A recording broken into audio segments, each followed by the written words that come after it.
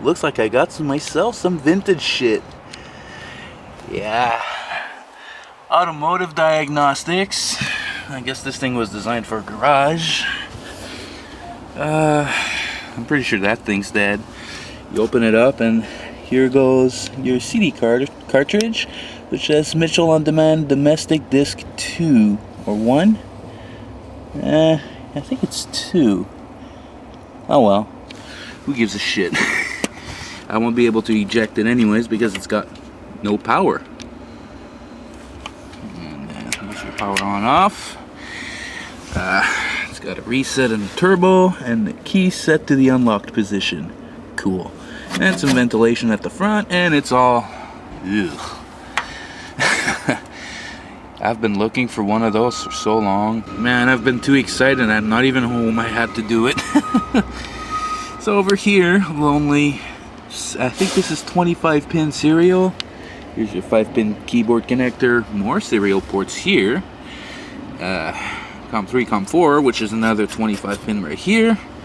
Which could tell me this could be a 286, even though the date claims to be from 1994, so it could be a 486. Here's a parallel, a game port, another parallel, a VGA, and an Apple signal SCSI port right here.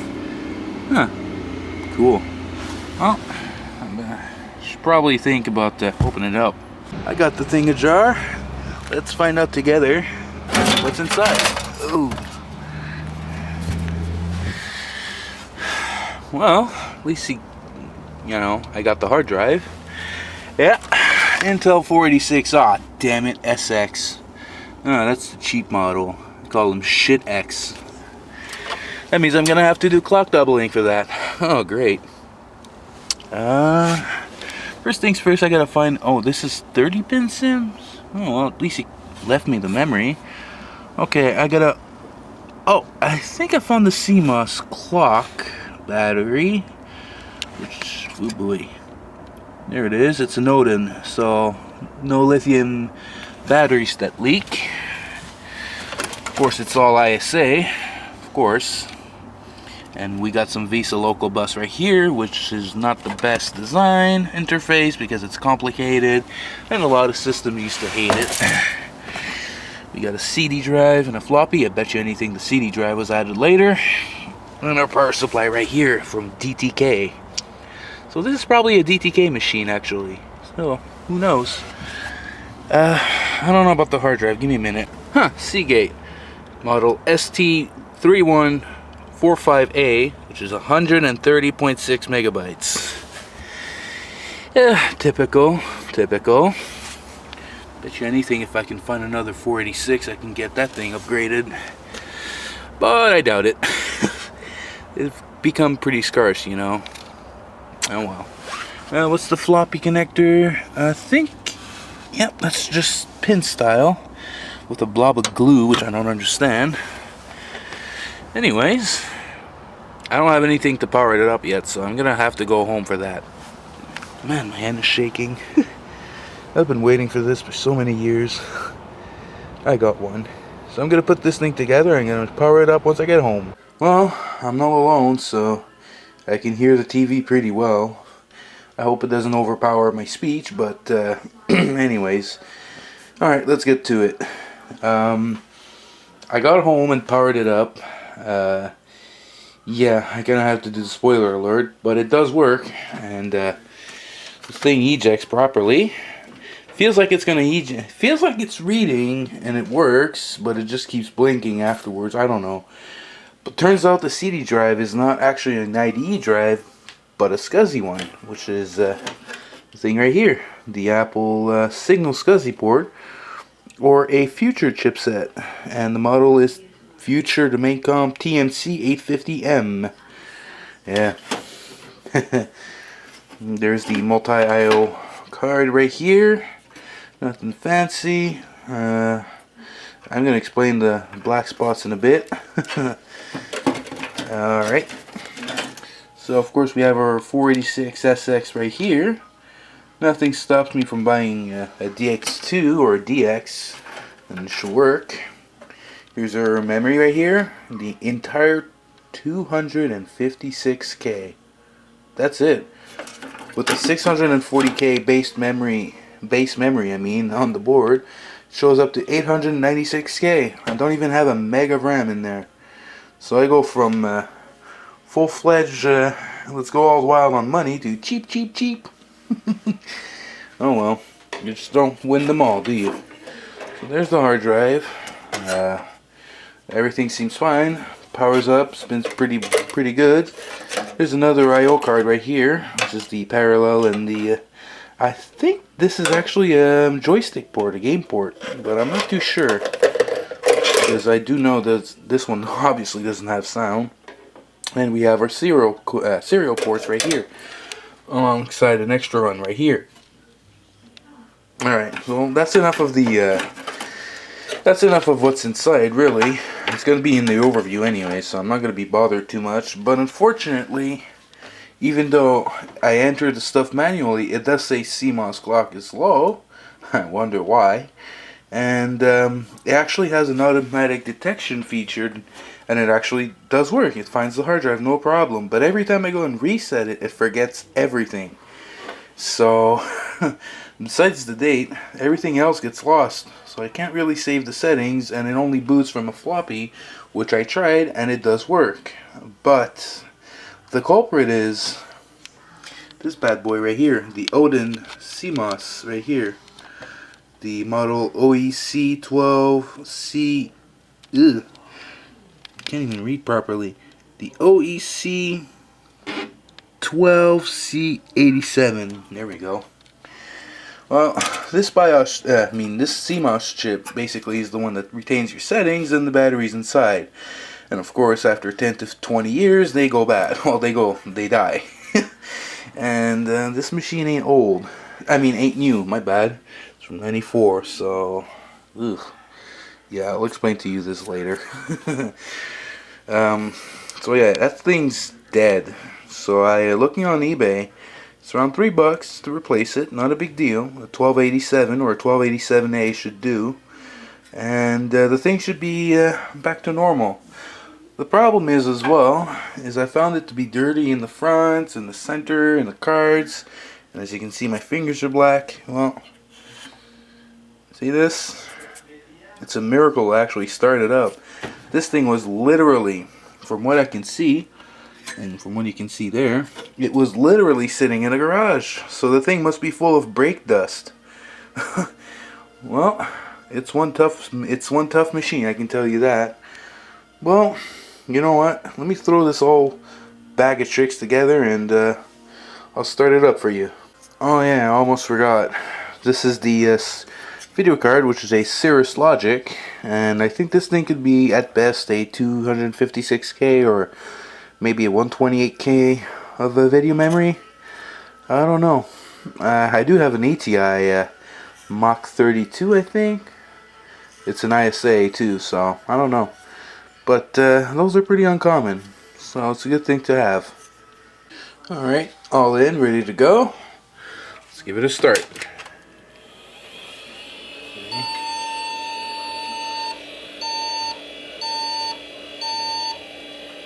Oh, looks like I've done something wrong.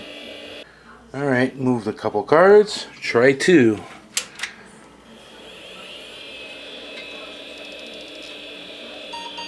There we go. So, as you can see, the CMOS battery state is low. And by resuming, it'll give me this pretty ugly default BIOS look, screen, color, whatever. Yeah. The only thing it did retain was the time. Other than that, that's it. See? As you can see here, 640K base memory, and the external memory is 256K. Well, let's see if I can automatically detect the hard drive.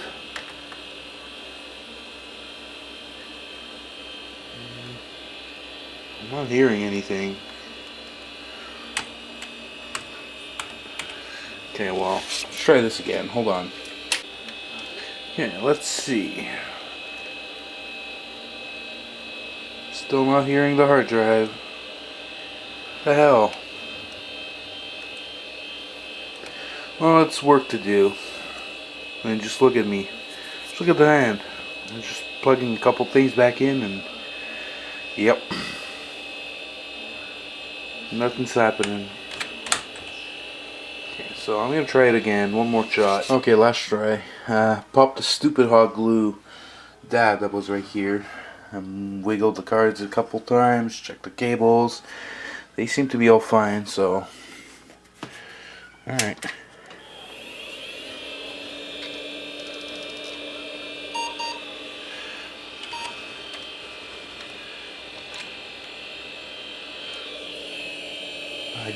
I'm hearing something, but that's pretty much it. Alright.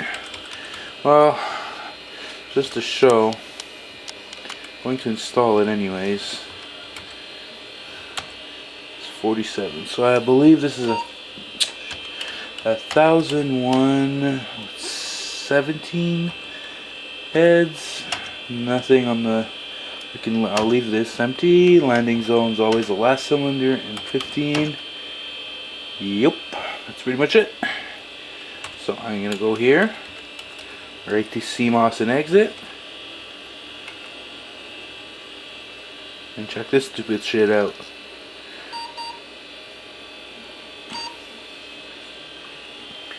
So it's gone. Settings do not save, besides the time, which I'm surprised. However, it is slipping. It is actually 8:27, not 9:15 p.m. of course. I mean, it's not really. Oh, hello here. Yeah, it's dark outside. Oh, this is gonna be a mess. Oh well. Oops. At least I know how to get this thing going fine again. And just as a quick reference, I'm done with this. Alright, enough of the goodie.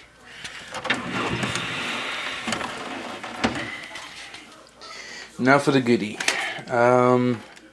This thing right here is basically your typical CD drive tray opener, and this is your caddy. You do need this. And this thing actually has a Mitchell On Demand domestic... the domestic CD2 from 1993 to 2000 Chrysler Dodge Eagle Jeep Plymouth. So alright, so the way you remove the CD is that there's these two tabs on this side. See if I can go this one-handed.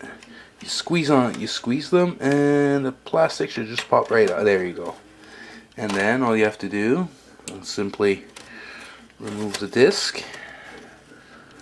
Not as little. Just to remove. Yeah, that's it. Remove the. Oh boy. Speaking of it, yeah, I can even see my face again. Oh well.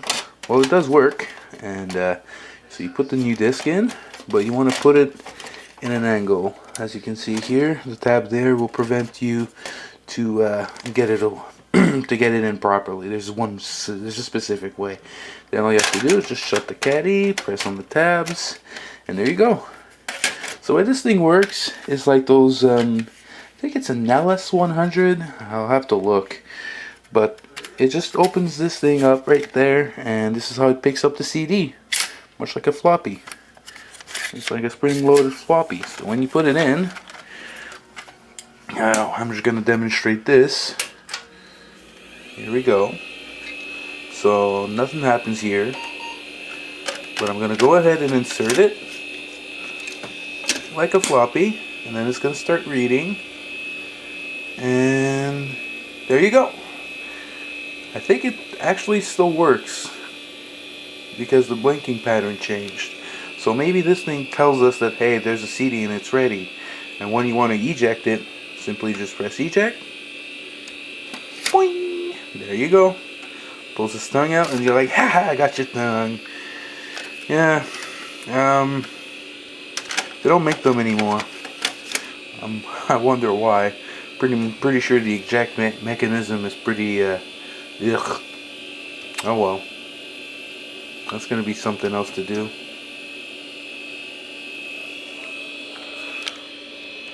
Oh, let's just for shits and giggles boot on the floppy.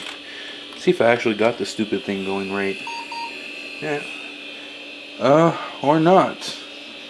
FDD controller failure. So maybe I had it on the wrong spot. Okay, well, does it work?